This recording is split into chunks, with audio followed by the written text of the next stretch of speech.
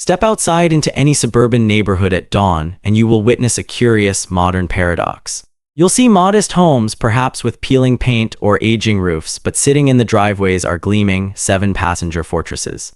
These are massive, high-tech pickup trucks and luxury SUVs with price tags that rival the original mortgage on the house behind them.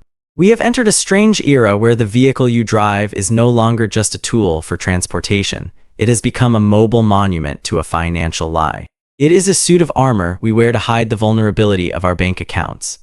For millions of people, the American dream has been downsized from owning a home to simply being able to afford the monthly lease on a status symbol. This is the story of the quiet crisis sitting in our driveways, a crisis of ego, math, and the systematic destruction of the middle class's future wealth, one monthly payment at a time.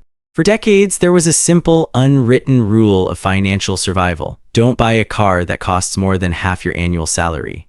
If you made $50,000, you drove a $25,000 car. It wasn't glamorous, but it was honest. Today, that rule has been tossed into the incinerator. We are living in a culture that has successfully decoupled the price of an object from the reality of its cost. We no longer ask, how much does this truck cost? Instead, we ask, can I fit the monthly payment into my survival budget? This subtle shift in language is the trapdoor through which our financial freedom disappears. The automotive industry, realizing that stagnant wages were preventing people from buying increasingly expensive vehicles, stopped being a manufacturing industry and became a predatory lending industry. They realized that if they couldn't lower the price, they could simply stretch the time. And so the 3-year loan became the 5-year loan, then the 7-year loan, and now the 84-month or even 96-month shackle is becoming the standard. When you sign a 7-year loan for an $80,000 truck, you aren't just buying a vehicle, you are signing away your right to retire. You are trading the freedom of your 60-year-old self for the vanity of your 30-year-old self. The math is brutal and unforgiving.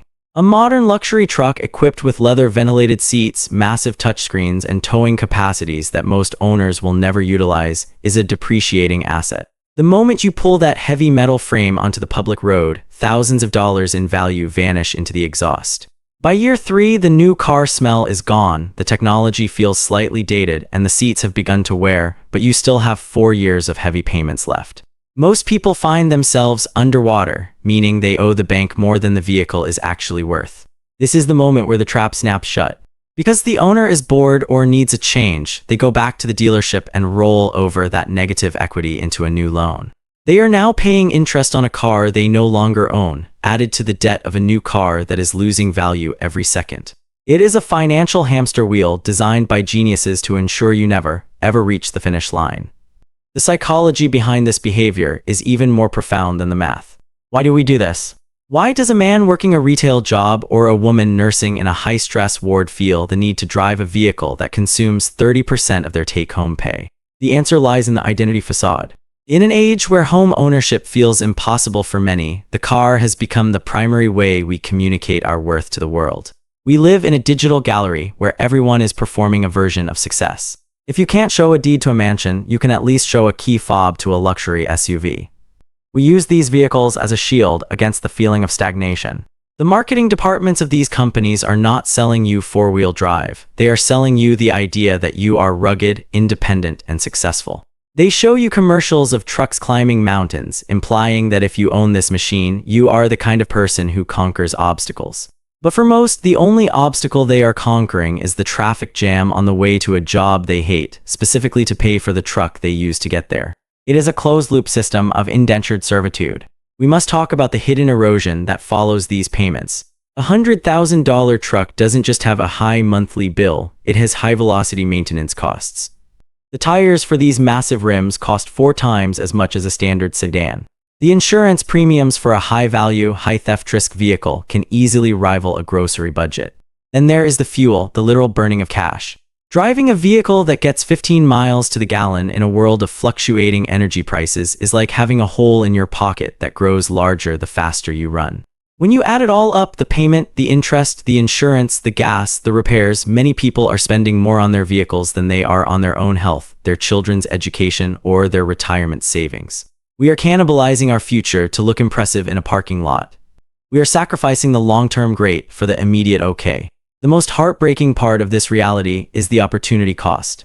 If you take that $1,200 monthly payment, a figure that is shockingly common now, and you place it into a low-cost index fund for 30 years, you don't just end up with a pile of money, you end up with a legacy. You end up with $1 million safety net that allows you to quit a toxic job, to travel, to give to charity, or to provide for your family in ways a truck never could. But the human brain is not wired to weigh a hypothetical $1 million in 30 years against a shiny, heated steering wheel today. The industry knows this. They weaponize our biology against us. They know that the dopamine hit of a new purchase is the strongest drug on the market. They sell us the newness as a cure for our internal restlessness, but that cure has a shelf life of about 6 months. Once the novelty wears off, you are left with nothing but the debt and the Stockholm syndrome of defending your purchase to your friends. We see people struggling to buy eggs and milk, complaining about the cost of living, yet they refuse to trade in the luxury vehicle that is the primary source of their stress. It is a form of automotive ego. To downsize to drive a 10-year-old reliable sedan feels like a public admission of failure. It feels like moving backward. But in reality, downsizing is the most aggressive move toward wealth you can make. True wealth is not what you drive, it is what you own that pays you while you sleep. A truck is a liability that takes money away every day. An investment is an asset that gives it back. We have flipped the script, treating our liabilities like investments in our identity and our investments like optional chores. Consider the subprime shadow.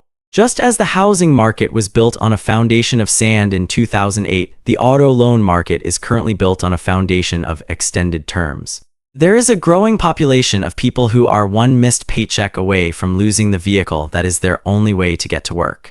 When the repo man comes, he doesn't just take the car, he takes the owner's dignity and their ability to function in society. The house of cards is held together by the hope that interest rates stay manageable and employment stays high. But hope is not a financial strategy. We are witnessing a slow-motion collision where the desire for status is smashing into the wall of mathematical reality. The path to liberation begins with an honest look in the mirror. It requires the courage to be unimpressive to your neighbors so that you can be unshakable in your future. It means recognizing that a vehicle is a tool, not a therapist. It is an appliance designed to move your body from point A to point B. If it costs you your peace of mind, it is a bad tool. We need to redefine what success looks like. Success isn't a chrome grille and a 6-inch lift kit. Success is having a paid-off home, a healthy retirement account, and zero debt to a bank that doesn't care about your name. It is the ability to walk away from a bad situation because you don't owe anyone anything. That is a luxury no car company can manufacture. We are told that we deserve the best. Every advertisement, every social media influencer, and every billboard screams that we have worked hard and we should reward ourselves with the finest machinery. But they never tell you the price of that reward. They never show the stress in the eyes of a father looking at his bank statement at midnight. They never show the mother who has to say no to her child's summer camp because the SUV payment is due. The true cost of a luxury car is often the quality of your life. It is the time you have to spend working overtime instead of being with your family. It is the sleep you lose wondering if you can make it through the month. The world is changing and the monthly payment culture is a trap designed to keep the working class in a permanent state of anxiety. To break free, you must become a heretic. You must be willing to drive the older car, to ignore the special offers, and to laugh at the idea that your worth is tied to your engine's horsepower. When you stop leasing your personality from a dealership, you start owning your life. You begin to see money for what it truly is, a tool for freedom, not a leash for ego. The most powerful thing you can do in a world obsessed with shiny objects is to be content with what is functional. Contentment is the ultimate weapon against the predatory financial systems that govern our lives. As you drive down the road tomorrow, look at the sea of vehicles around you. Don't see them as symbols of wealth. See them as a collection of contracts, interest rates, and lost opportunities. See the stress behind the tinted glass. And then look at your own life. Decide what you truly value. Is it the admiration of strangers at a red light, or is it the quiet confidence of a person who is truly free?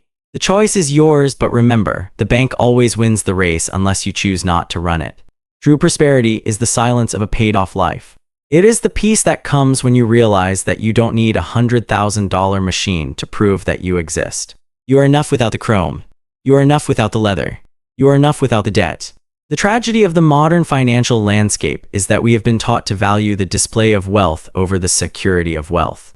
A man with $10,000 in the bank and a $2,000 car is technically wealthier than a man with a $100,000 truck and a $95,000 loan. Yet society will mock the first man and envy the second. This collective insanity is what keeps the wheels of the debt machine turning. We must cultivate a new kind of social intelligence that sees through the facade. We must start valuing the invisible rich, those people who live in modest houses, drive unassuming cars, and have the freedom to spend their time exactly how they choose. They are the ones who truly understand the game. They have realized that the most expensive thing you can buy is the opinion of people you don't even like. Imagine a life where you aren't a slave to a car note. Imagine the breathing room in your budget.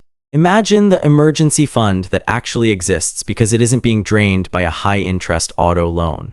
This isn't a dream of poverty, it's a dream of power. It's about taking control of your labor and ensuring that the hours of your life, the most precious thing you own, are spent building your own empire, not the bank's. Every time you skip a new car purchase, you are buying back a piece of your life. You are buying back your Mondays. You are buying back your peace. The lure of the new is a siren song that leads many to financial shipwreck. The new car smell is actually the scent of chemicals off-gassing from cheap plastics, but we have been conditioned to associate it with victory. We need to deconstruct these associations. We need to see that oversized truck for what it often is, a heavy burden that limits your options. It limits where you can live, what jobs you can take, and how much risk you can afford to pursue your passions. It makes you fragile. A free person is a mobile person, and true mobility comes from having low overhead and high liquid savings. Let us stop participating in the grand deception.